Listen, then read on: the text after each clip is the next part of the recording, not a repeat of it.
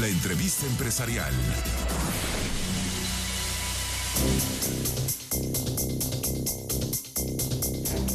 Son las 6 de la mañana con 29 minutos. Esto es Imagen Empresarial y me da mucho gusto saludar esta mañana a Agustín Espino. Él es socio de la práctica, director de la práctica más bien de precios de transferencia para México y América Latina en Baker Tilly. ¿Cómo estás, Agustín? Buenos días. Rodrigo, qué gusto saludarte, muy buenos días. Saludos a ti y a tu auditorio. Oye, pues justo en el 2020, bueno, siempre ha habido la discusión, por supuesto, de los impuestos digitales, de varios asuntos, y en el contexto de la OCDE, pues, ¿qué se discutió en la Organización para la Cooperación y el Desarrollo Económico en materia de impuestos? Bueno, es una pregunta interesante. Realmente la Organización para la Cooperación y Desarrollo Económico ha estado muy activa siempre, pero con el tema de la pandemia ha sacado varios documentos, sobre todo en apoyo de buscar que los países puedan sortear esta crisis que ya no solamente fue de salud, sino económica, y tú lo acabas de mencionar, incluso en educación en México ha golpeado fuertemente.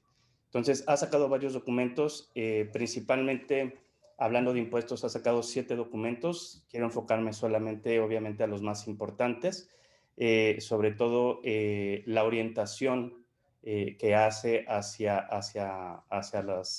los países o diferentes países, buscando siempre que haya que a través de la parte impositiva también se pueda paliar la pandemia. Por supuesto. ¿Y esto qué tanto peso tienen estas recomendaciones en el caso de México? Bueno, realmente es una pregunta muy interesante, Rodrigo. Creo que hemos visto con este gobierno aspectos diferentes o diferentes matices con relación a cuáles son pues el impacto que puede tener el ámbito internacional en nuestro país. Y realmente creo que son importantes. Obviamente somos miembros de OCDE desde hace ya muchos años, y como miembros de OCDE tenemos que respetar acuerdos y tenemos que respetar la línea que marca OCDE en cualquier ámbito, pero en el de impuestos por supuesto que también. Entonces yo creo que son importantes. Desafortunadamente creo que no se ha hecho mucho caso a muchas de ellas. Salió el primer documento en abril del 2020 buscando qué hacer con algunas cuestiones fiscales en algunos países. Al rato te voy a dar unos datos que creo que son bastante interesantes con relación a México, pero creo que debiéramos aceptar las recomendaciones. Creo que México históricamente las ha recibido y las ha aceptado y las ha efectuado, pero en este caso de la pandemia sí hemos visto a pues un gobierno que desafortunadamente ha estado pues no aplicando muchas de estas recomendaciones. Sí, realmente hemos observado, por ejemplo, también otras que tienen que ver con política económica en términos contracíclicos y tal del FMI que pues simplemente nos tomaron. Hay una visión muy particular de buscar la austeridad a toda costa y de no aumentar impuestos, por lo menos hasta ahora, ¿no? Ya veremos en la segunda mitad de este año porque ya suena que esto pueda ocurrir. No está muy claro exactamente cómo y en qué medida, si surgen ahí algunas propuestas. Pero hay un tema que se ha estado hablando y es las BEPS. ¿Cómo lo explicarías en pocas palabras, estas famosas BEPS? Es una buena pregunta, Rodrigo. Creo que BEPS recordemos que el plan de acción BEPS sale en 2015 para aplicación de 2016 a 2020, sale por la Organización y la Cooperación y Desarrollo Económico. Y básicamente lo que intenta es hacer un cambio de rumbo, no podría decir que de 360 grados, pero sí 180 grados. Y lo que hace estas 15 acciones de BEPS es tratar pues tratar lo voy a llamar así, traer cierta moralidad fiscal a nivel mundial. Obviamente estoy hablando de las multinacionales. Estos 15 planes de acciones para todos los que somos países miembros de OCDE se tenían que haber aplicado entre 2016 y 2020. México sí aplicó todos, o sea, bajó a nivel local, en su legislación local, todos estos aspectos de BEPS. Creo que de 2016 a la fecha hemos visto muchos cambios en la parte fiscal, tal vez no como lo mencionas en tasa o incremento de impuestos, pero sí en aspectos que fueron guía de la OCDE. Ahí sí no ha habido manera de que digamos que no a ninguna. Y México, pues aún con este nuevo gobierno, bueno, ya no tan nuevo, 2 años y más, pero se han implementado. Ejemplo de ellos son, por ejemplo, el artículo 76A, donde se aterriza la acción 13 de BEPS, que habla de las declaraciones locales, maestras y country by country. También, por ejemplo, el año pasado, 2020, que fue de las últimas cambios que hicimos por el tema BEPS, lo de esquemas reportables, que creo que hoy día es un tema en boga y qué es lo que va a pasar y qué está sucediendo con este tema de los esquemas reportables. Pero como bien lo comentas, creo que cada país es soberano, libre y soberano para determinar cuáles van a ser y hasta qué nivel va a aplicar estas recomendaciones por parte de la OCDE. En el caso de las 15 acciones, México sí las implementó completas. Estamos viendo, por ejemplo, otra de las secciones BEPS es economía digital, todo lo que tiene que ver con el cobro de impuestos para poner un piso parejo entre las compañías pues multinacionales de e-commerce con las compañías que tenían obviamente sus negocios físicos, y vemos ya que obviamente están pagando impuestos estas compañías de e-commerce. Digo, hablo por ejemplo de Airbnb, de Netflix, ¿no? Todos. Amazon, etcétera, todos estos.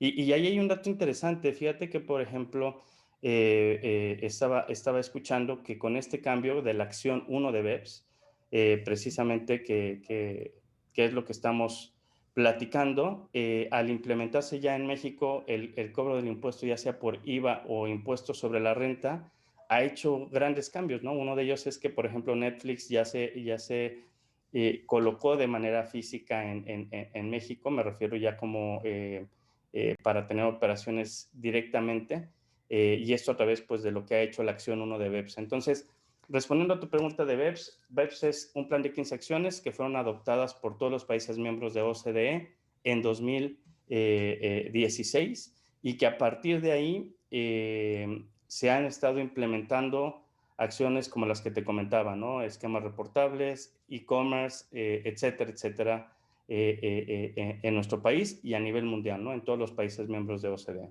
Oye, ¿y qué dice el reporte con respecto a México en 2020?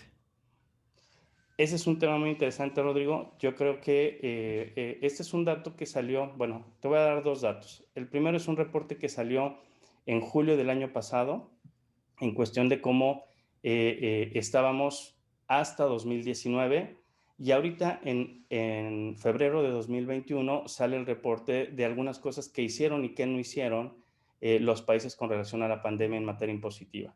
Entonces, lo primero que te quiero decir es que en el documento que salió en julio, perdón, del año pasado, es que México realmente ha tenido, bueno, nos compara, ¿no? Ejemplo, en cuánto se paga de impuestos de las empresas multinacionales en el país, cuánto corresponde el pago de ese impuesto de las multinacionales con lo que ingresa de impuestos obviamente estoy hablando de impuestos sobre la renta, a nuestro país. Y nuestro país está tal vez no de los más bajos, pero tiene el 34%. El 34% de los ingresos que el SAT obtiene a través del pago del impuesto sobre la renta es de multinacionales.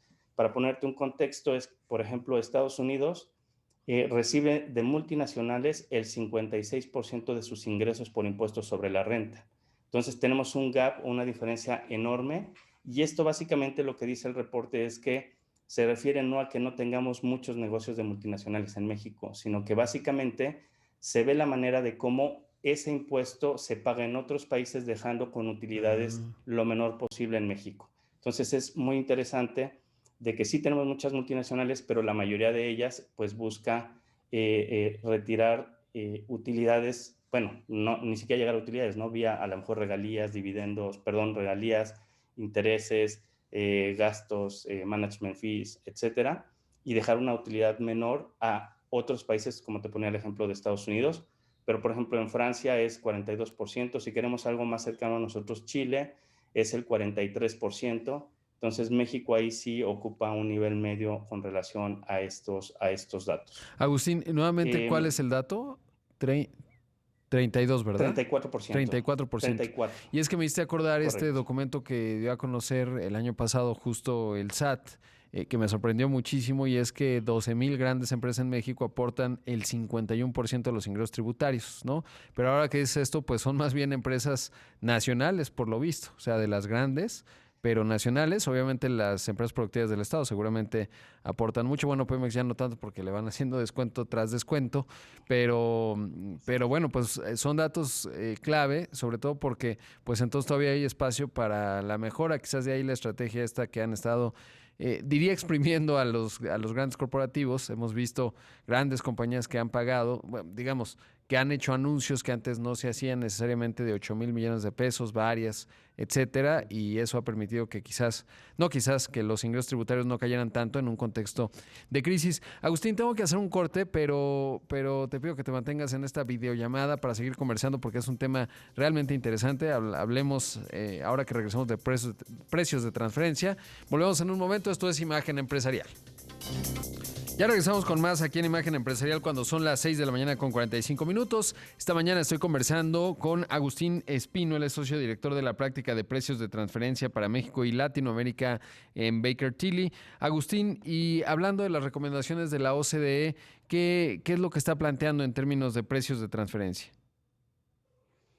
Con gusto, Rodrigo. Permíteme a lo mejor poner en contexto precios de transferencia. Realmente creo que básicamente es una rama de los impuestos internacionales que ha tenido o ha cobrado relevante importancia en los últimos, yo diría, 15, 20 años a nivel mundial. No es un término nuevo, es un término que data desde 1914. Realmente ahí es donde surge como concepto. Sabemos y conocemos que es un concepto plenamente fiscal y básicamente lo utilizan las empresas multinacionales, aunque en México también aplica para los grupos empresariales nacionales. Y esto básicamente lo que hace es medir y verificar que las operaciones que se llevan a cabo entre partes relacionadas sean como si lo hubieran hecho terceros independientes. Bajo este contexto, creo que hay dos momentos que tienen un catalizador importante en esta materia de precios de transferencia. Uno por allá de los 80s, donde a través de la globalización cobra mucha importancia precios de transferencia. Y la otra es que recordemos que OCDE pues saca todos estos modelos de tributación internacional. Estoy hablando del modelo convenio, tratados para evitar la doble tributación, guías de precios de transferencia, etcétera. Y básicamente lo que sucede es que se dan cuenta en OCDE que todo este tema de precios de transferencia está haciendo que básicamente lo que antes buscaba evitar la doble tributación, pues se da un catalizador importante desde 2013, pero es hasta 2015 cuando salen ya estas acciones BEPS que platicábamos, donde se da este segundo importante catalizador o importante empuje nuevamente a esta materia, donde nos damos cuenta que ahí hay una doble no tributación. Es decir, algunas estructuras permitían que los grupos multinacionales o las empresas multinacionales pudieran no pagar impuestos en ningún país, cuando lo que se buscaba es que no pagaran doble impuesto por un solo ingreso en más de un país, ¿no? Y ahora, pues al final de los 2013, 2015, definitivamente esto se vuelve poco eficiente, y ahí es donde surge este nuevo plan BEPS. Con este plan BEPS, creo que será el segundo momento de precios de transferencia donde ha cobrado suma importancia. Más o menos estamos hablando de 2 billones de dólares anuales, lo que se estimaba que era la erosión, se llama la erosión a la base gravable imponible a nivel mundial por las multinacionales, y eso es lo que busca a este plan de acción BEPS. Dado esto, o dado este comentario, ahora sí vengo a el tema de el documento que sacó la OCDE. Este documento salió en diciembre del 2020 y básicamente habla sobre las implicaciones en materia de precios de transferencia por la pandemia.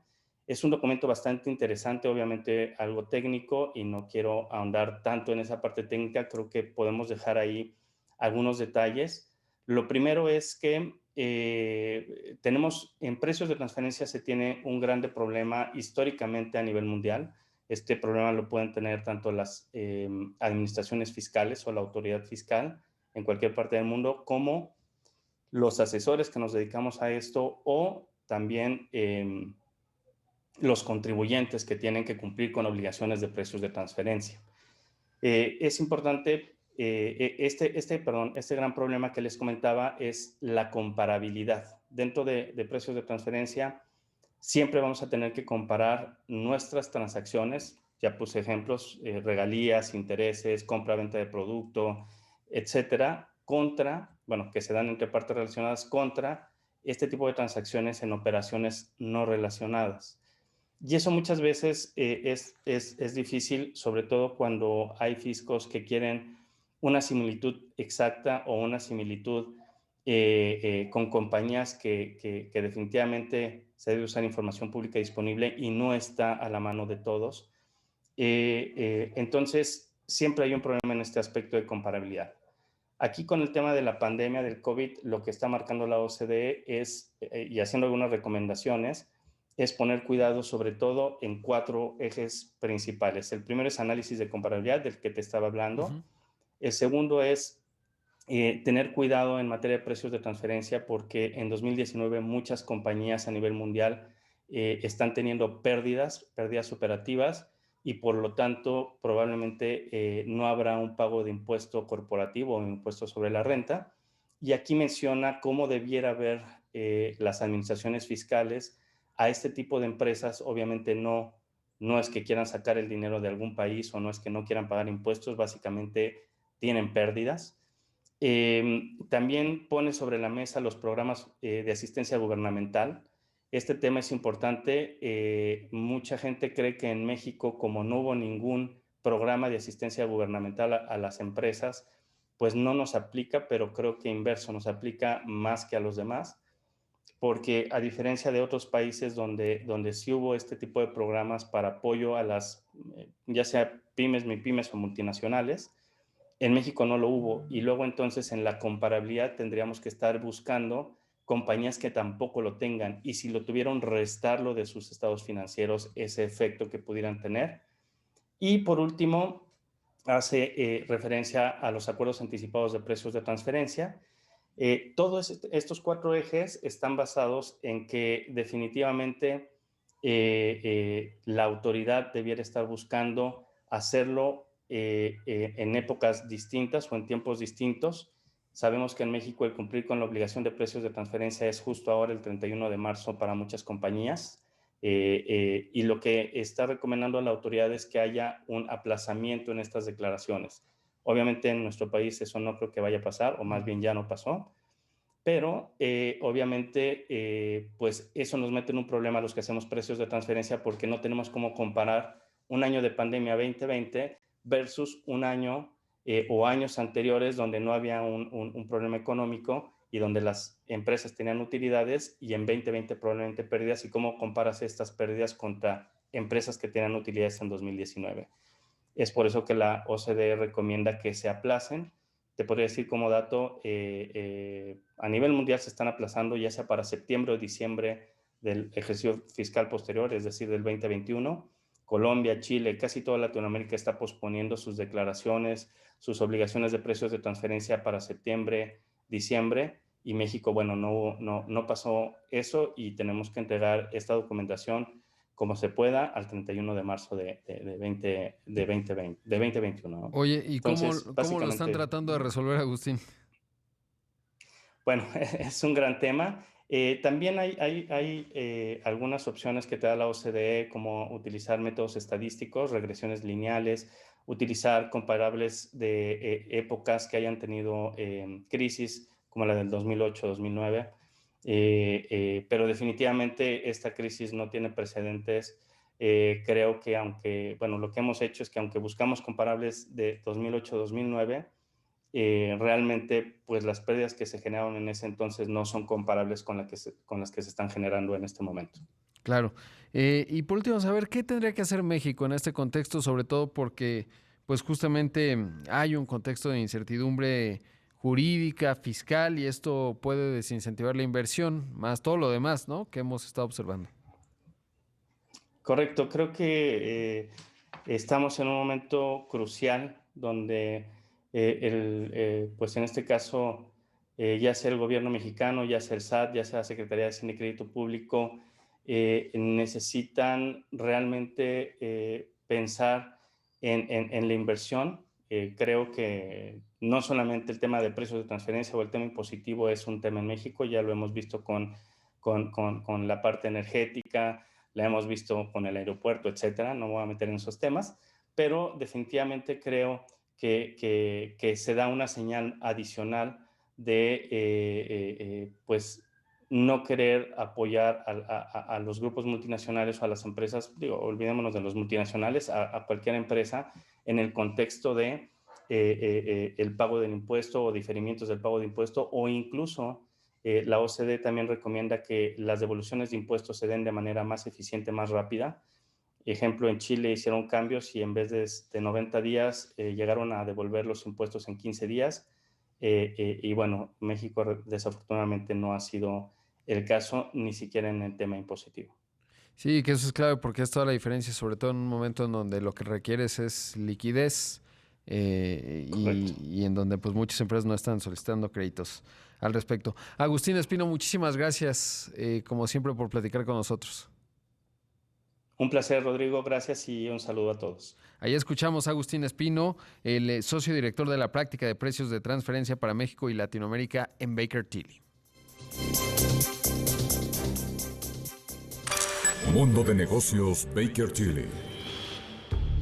Rodrigo Pacheco, Inteligencia de Negocios.